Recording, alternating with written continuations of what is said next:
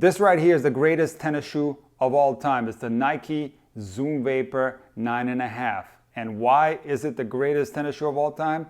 Because it was designed for the greatest player of all time, Roger Federer. Now, before I get into reviewing this shoe, I want to tell you a little bit about the history of Nike shoes. And why do you care about what I say? Well, I used to play Division I college tennis, and I've been a tennis coach for over 30 years, and I happen to be a huge Nike fan. Some of my favorite players of all time used to wear Nike shoes, so I always wore Nike shoes. It started back in the day with the McEnroe Air Trainer 1s. Then I had the Agassi Challenge Tech 2s, and of course, one of my favorite Nike shoes of all time, the Air Oscillates that Pete Sampras wore. And when Roger Federer came on the scene, Nike designed him a Vapor shoe, but I'll be honest with you, it was absolutely horrible. I bought those shoes, but they had hard plastics on the side and they were extremely uncomfortable. They gave me blisters. And what happened about 10 years ago was the following. One of the greatest shoe designers ever, Tinker Hatfield, that designed a lot of the Jordan shoes, was hired by Nike to design a tennis shoe for Roger Federer. So Hatfield and Federer sat together in a room, and Roger started telling Hatfield what he wanted out of a tennis shoe. Tennis shoes generally are uncomfortable because you have to have a lot of stability because of the hard stops that you make when you play tennis, when you make those lateral movements. So generally speaking, tennis shoes tend to be a little bit stiff and uncomfortable. It's not a shoe that you would wear outside of playing tennis. So Federer, and many other players, by the way, prefer to wear running shoes when they're off the court. So Federer told Hatfield that he wanted his tennis shoe to feel like a running shoe. And as Federer was describing what he wanted out of a tennis shoe, Hatfield was drawing on his iPad, and the result was this masterpiece, which is, in my opinion, the greatest tennis shoe that has ever been designed. So what's so great about this shoe? Well, first of all, it does feel like a running shoe. It's extremely light and it's unbelievably comfortable because of the way the shoe is designed. With the materials that I used, you have the mesh design in the front. It's an overall very light feeling. It has a very comfortable tongue. And something that's super important, it doesn't require any break-in. So in the middle of a match, you can take out a brand new pair of Zoom Vapor 9.0s or 9.5s.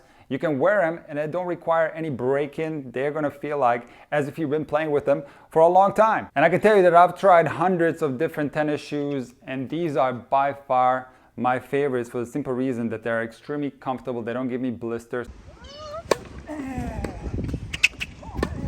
Now, interestingly, the shoe, even though it's light and very comfortable, it does give you a lot of lateral support. So when you make those hard lateral stops, the materials on the side of the shoe are sturdy enough to provide you with that so important stability when you're moving laterally on the tennis court. Now, one interesting thing about the Federer Zoom Vapor was that this part of the shoe in the middle was made out of carbon fiber, and I saw these shoes on sale on a memorabilia website, and somebody bought them for $2,500. Roger Federer indeed had carbon fiber in the middle of the shoe to give him even more stability than we get to enjoy.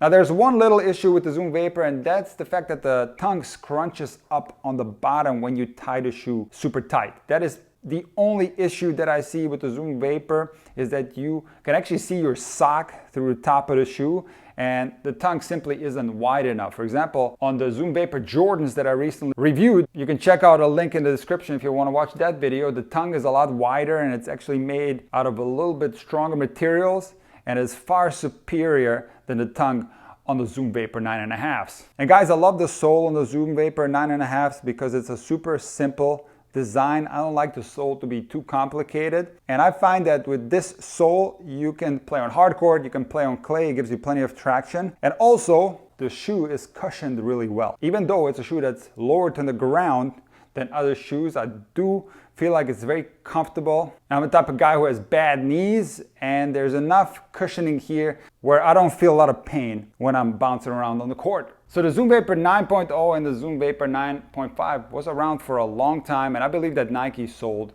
a lot of them. But naturally, they needed to upgrade the shoe, and they did. They changed the sole on the Zoom Vapor X. They made it into a more futuristic design. It wasn't too bad, and they also changed the side of the shoe to give it a little bit more stability, which was not a bad upgrade. The most important elements of the Zoom Vapor shoe were still intact, and the Zoom Vapor X felt very similar to the Zoom Vapor 9.0 and 9.5. Now, how about style? This is something that I look for in tennis shoes. You couldn't catch me with a pair of ugly tennis shoes on the court, and in my opinion, the Zoom Vapor 9 through 10 were some of the best looking shoes that were ever designed. And it's not only that, but Nike provided the customers with so many options on colors. There were so many cool color combinations. When a new Zoom Vapor came out, there was always at least 4 or 5 choices of colors that you could select. So now you gotta explain to me what happened. Why did Nike get rid of the Zoom Vapor 9 through 10 and they came out with the Zoom Vapor Pro, which was absolute garbage compared to the shoe that I just showed you? Take a look at this. All those intricate details on the top of the shoe were gone. No more mesh, just a plastic piece covering the entire shoe. The lace is going off to the side, a paper thin tongue, and a shoe that felt 100 times worse compared to the previous model. The only thing that stayed the same was the sole, which was identical to the Zoom Vapor X, but everything else changed on the Zoom Vapor shoe. And quite frankly, Nike destroyed the best shoe that they've ever made. So the Zoom Vapor Pro didn't last too long. There's an upgraded version now, which quite frankly is not much better. This is a completely different shoe compared to the original Zoom Vapor. This feels more like the Cage that Rafa wears, and it's not a bad shoe. It's got good cushioning, but there's absolutely nothing that feels like the old Zoom Vapor shoe. The Zoom Vapor Pro, not a bad shoe at all. Some people might like this one, but me personally, there's absolutely no resemblance to the original Zoom Vapor shoe. And there's also the Zoom Vapor 11, which does feel a little bit better than the Zoom Vapor Pro. It does have really good cushioning and it's a comfortable shoe, but again, there's absolutely no resemblance to the original Zoom Vapor shoe, which in my opinion is the greatest tennis shoe that's ever been designed. Now, I can tell you that Nike is doing some great things as of late. They brought back the Air Trainer 1s from McEnroe, and they also brought back the Zoom Vapor 9.5. So right now you can get this shoe. I don't know how much longer it's going to be available, but I'm so thankful for Nike for bringing back this shoe. Because here's the facts. This shoe is one of the most iconic shoes of all time, but it's not only that, it was also worn by the most iconic player.